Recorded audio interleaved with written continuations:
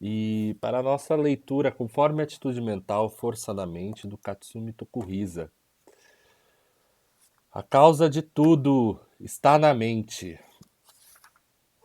Em janeiro de 1948, contando 37 anos de idade, acompanhei pela primeira vez o mestre em suas viagens. Após o término da guerra, eu vivera durante um ano de experiências realmente estarrecedoras na Manchúria, e conseguindo voltar incólume para minha terra natal, Coti, reli seriamente a obra Verdade da Vida. Além disso, toda vez contra- em- que encontrava tempo, ia ao sebo e comprava outros livros da Seishonoye e lia-os com grande avidez. Tendo enfrentado diversas situações de perigo de vida, enxerguei a verdade contida na verdade da vida, de uma forma nova, totalmente diferente de até então, e senti-me muito emocionado, como que renascendo. Foi nessa época que deixei de fumar. Fumava cerca de 70 cigarros por dia. Lia em todos os livros de medicina que o fumo prejudicava a saúde e tentava deixar de fumar. Porém, por mais que eu me esforçasse, não o conseguia. Apesar de saber que fazia mal, dizia aos pacientes: pare de fumar, porque o cigarro faz mal à saúde. Mas eu continuava fumando. Creio que o tal médico é que se dá o nome de charlatão. Na verdade da vida, encontrei a seguinte explicação psicológica: fuma-se para disfarçar a intenção de iludir o outro. Fuma-se por necessidade de anestesiar o consciente e enganar a si mesmo. Realmente, no meu caso, isso era uma verdade incontestável. Ao examinar um paciente, às vezes não havia necessidade de aplicar-lhe injeção, mas pensava: ganharei mais se aplicar essa injeção, e aplicava, fumando e soltando bastante fumaça. Quando se disputa partida de jogos como Go ou Mahjong, também se fuma mais do que o normal. O livro A Verdade da Vida discorre sobre todos os assuntos segundo a a ótica mental e busca a causa de tudo na mente. Portanto, pude compreender melhor as causas mentais do ato de fumar, já lidas desatentamente até então, e tive de concordar com o autor. Nesse livro, o mestre escreve que quando continua fumando, perdão. Nesse livro, o mestre escreve que quando que continua fumando, mesmo sabendo que é prejudicial à saúde, está cometendo um suicídio a longo prazo. Concordava plenamente com ele, mas não conseguia deixar de fumar. Quando lera anteriormente A Verdade da Vida, pulara as páginas que transcreviam narrações e experiências de pessoas que conseguiram abandonar o fumo, porque sentia inveja delas. Por outro lado, achava que não iria jamais conseguir livrar-me do cigarro. No entanto, ao reler a coletânea, decidi ler todos os relatos de pessoas que deixaram de fumar. Aqui é muito interessante. Eu tenho essa experiência de eu ter deixado de fumar, né? Aí muitas pessoas me perguntam, como que você parou de fumar? Eu falei, eu decidi. Um dia eu passei por uma experiência muito forte com o cambô, se vocês quiserem pesquisar. E depois dessa experiência do cambô, eu decidi nunca mais fumar. E desde então, dia 16 de janeiro de 2013. E foi uma decisão. Eu já havia parado de fumar antes, né? Fiquei 2 anos sem fumar, mas depois eu acabei retornando, né? Eu fiquei um ano e meio sem fumar e depois voltei a fumar.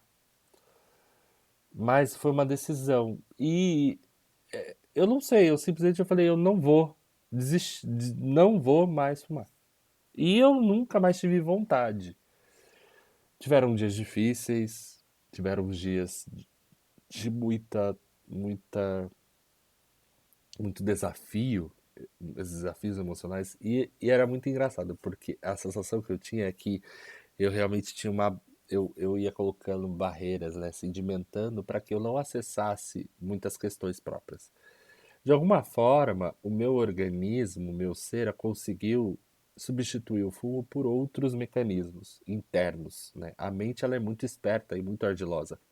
E ela vem com uma força para que ela não quer se resolver, né? O objetivo é, não quero me resolver. Então, você vai parar de fazer isso? Então vamos substituir por uma outra coisa. E quando eu fui morar fora do país, foi onde eu internamente sentia que eu precisava romper muitas questões internas minhas. E aí eu decidi, fui morar fora do país, eu fiquei um ano morando fora do país. E ali eu tive que entrar em contato comigo. Eu só tinha a mim. Eu não tinha a comunidade que eu vivia, eu não tinha a família, eu não tinha mais nada. Eu só tinha a minha pessoa, o meu ser. E ali eu tive que me entregar ao meu ser e buscar ferramentas. Só que quando você vai começar a buscar ferramentas para lidar com as questões diárias, lidar com o seu interno, lidar com as questões externas, lidar com tudo, você também se depara com os desafios que você passou muito tempo ali enjaulando, recalcando, deixando ali quietinho.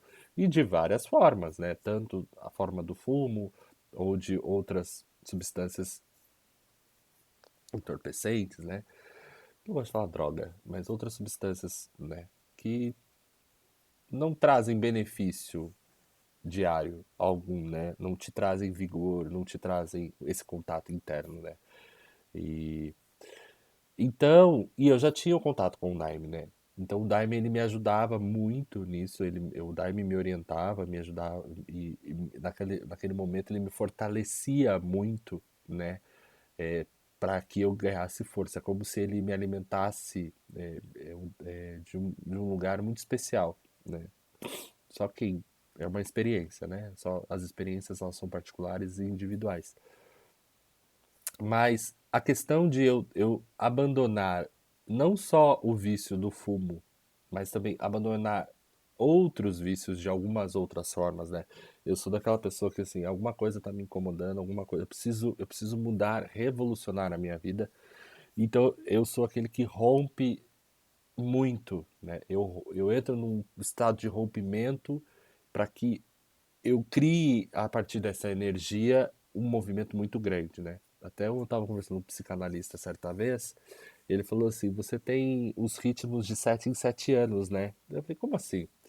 Ele falou assim, são perfis, né? Que a cada 7 anos a pessoa, ou a cada ano, a cada 2 anos, a pessoa ela precisa romper com certos padrões internos dela, porque aquilo não satisfaz mais ela, né? O mundo que ela vive não satisfaz mais ela. Então ela precisa de uma força muito grande de rompimento para que ela possa transcender e sentir que está viva. E dependendo do quadro disso, é quase um vício, né? Você cria quase um outro vício. Mas quando eu comecei a ler a Verdade da Vida, comecei a ler algumas coisas da Seisho no Ie, junto com a, tudo que o Daime traz, todo o universo do Santo Daime, eu comecei a perceber o quanto a minha mente ela precisa ser treinada, ela precisa ser organizada, ela precisa ser trabalhada de forma saudável, para que eu possa criar ferramentas e me deparar com as minhas questões internas de um lugar muito saudável, de um lugar amoroso, de um lugar menos crítico, né? Então eu comecei a buscar, a estudar, a me romper de um outro lugar, não mais romper externamente, mas a romper questões muito interno, para que tudo o que venha a acontecer seja de um olhar maduro e saudável, né? Então, treinar a mente, educar a mente é muito importante, né? Para que, educando a mente, você acaba educando o corpo, que nem eu gosto, eu faço atividades físicas, então eu educo o corpo, que é uma forma também de você educar a mente. Então eu faço leituras também que eu educo a mente, faço práticas espirituais que eu educo, eu conecto esse espírito. Então a busca de consciente e dessas atividades, corpo, mente, espírito, de integração desse grupo, né, desses corpos que nos completa, né, que nós somos, faz com que a gente crie hábitos e amadureça para muitas questões e crie visões de um adulto maduro, né? Então é muito importante, né, esse exercitar as- o cérebro, né? Hoje eu estava conversando com uma amiga e ela falou assim: "Ah, você faz balé, né?" Eu falei: "Faço." "Ah, eu tô precisando fazer uma outra atividade para trabalhar mais o meu cérebro, né?" A gente estava na capoeira. Ela falou: "Eu preciso para conseguir organizar, estimular mais o meu cérebro, estimular mais a minha vida, né? Estimular mais o meu corpo de uma outra perspectiva." Então isso é muito importante, né? A gente nos alimentarmos de riquezas, né? Isso ser muito rico, né? Alimentarmos a nossa mente de riquezas, alimentarmos o nosso corpo de riquezas, alimentarmos o nosso espírito de riquezas. E, consequentemente, a gente vai conseguindo resolver as questões da vida, como disse lá no trecho do livro da Eva Pierracos, com o passar do tempo, as dificuldades, os problemas vão se tornando o sal da vida. E eles vão também diminuindo, porque você acaba vivendo num estado de plenitude e de solução e de resolução e de bem-estar, porque você está dentro internamente muito bem resolvido e maduro, né? Alimentando muito bem todos os pontos que necessitam ser alimentados, dando amor, carinho, alegria, satisfação, vivendo as coisas da forma que você gostaria de viver e que você sente plenitude em viver.